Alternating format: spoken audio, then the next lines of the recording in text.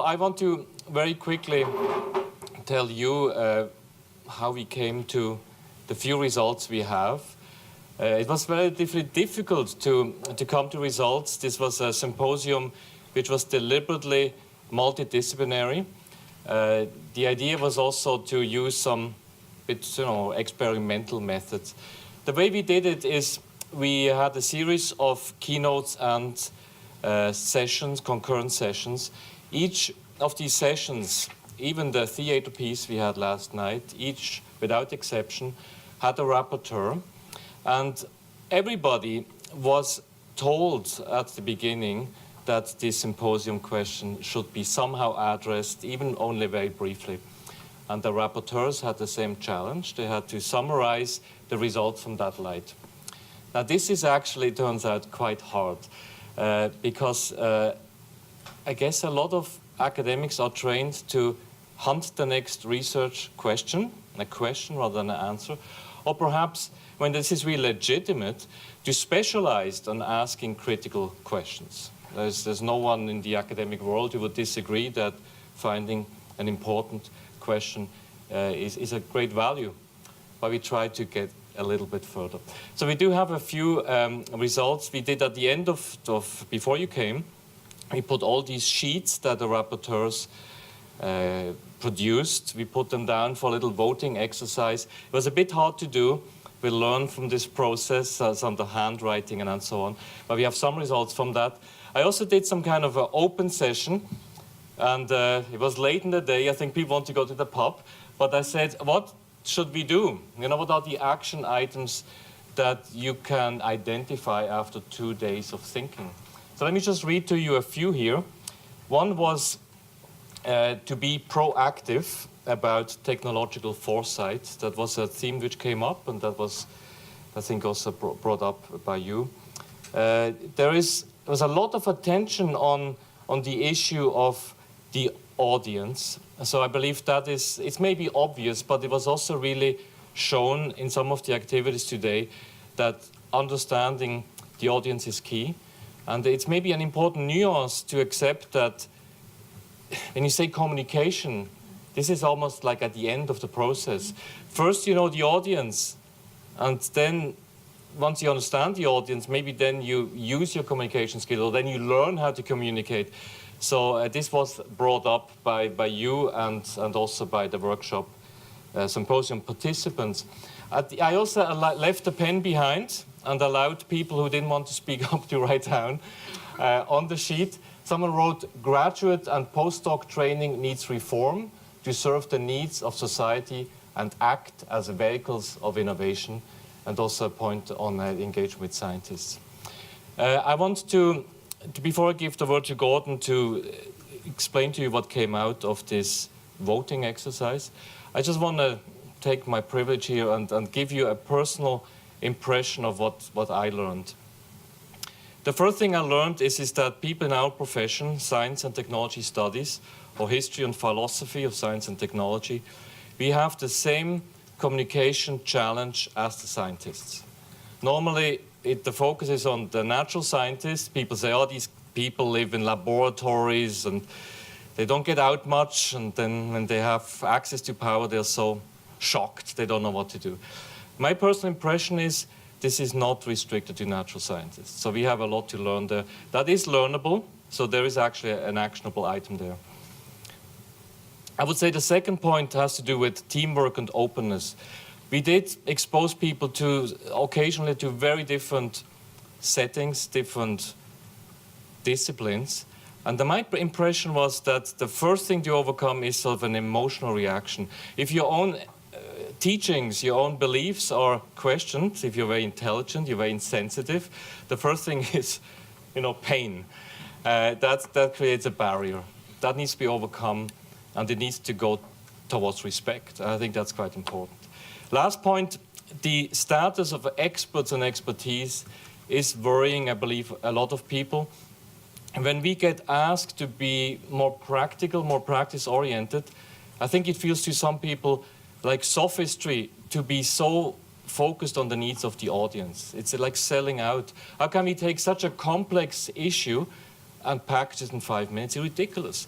And this is maybe a general problem of the world, is that we are going from respect for experts to Twitter messages. I don't know the solution for that. It's my personal view that this was there for 2 days. So Gordon, would you like to give more results, please? And so I can give some results. Can I use this podium to put my paper down? If you could. Some of the results and what people were interested in. Now, this is marked as low-hanging fruit, this session, but some of these are very high. And I hope that we, maybe in the discussion, that we can pull the branches down a bit and nibble at them at a level of practicality in deciding what we might do.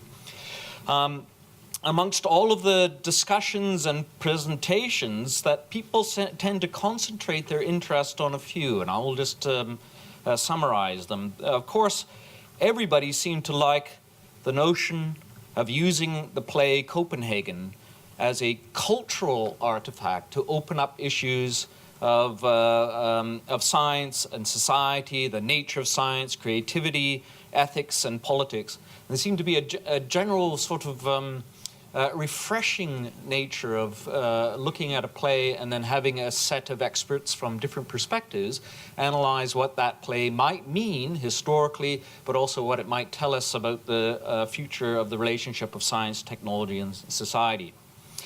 But most of the cluster of interest seemed to be landing right on the idea of responsible innovation, and that the kinds of government challenges are now unique and cannot be met by traditional government regimes. It seems to be a new playing field, not only climate change, nanotechnology, the possibility of gene therapy. All of these are opening up new ways of being that are not to be reduced down to the traditional governmental regimes.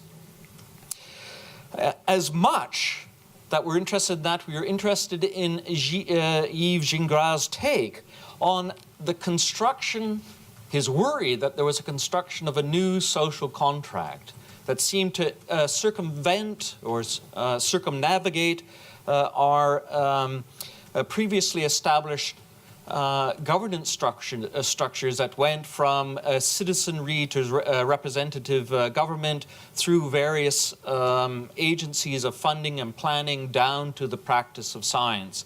And that some kind of roundabout route was moving directly from political representatives to the actual funding straight of science, controlling of the nature of the way science was moving.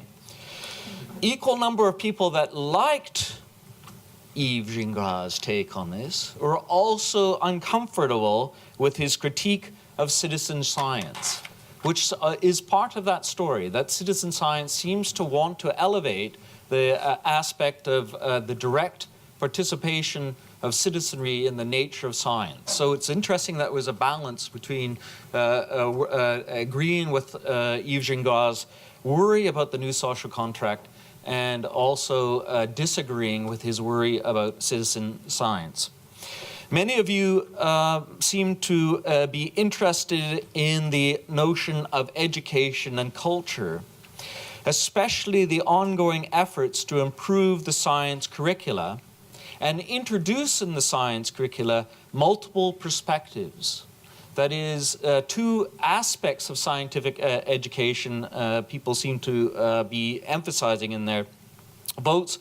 One was that science curricula could not merely be emphasizing the results of science, but looking at the scientific method itself and giving students, both at the lower levels and the higher levels, a more critical encounter with what it might mean to be science, and that it might be a form of organized skepticism or a type of methodology of encountering facts, which how you've already emphasized, does not give us absolute certainty, and that we should not panic when somebody says you are uncertain. A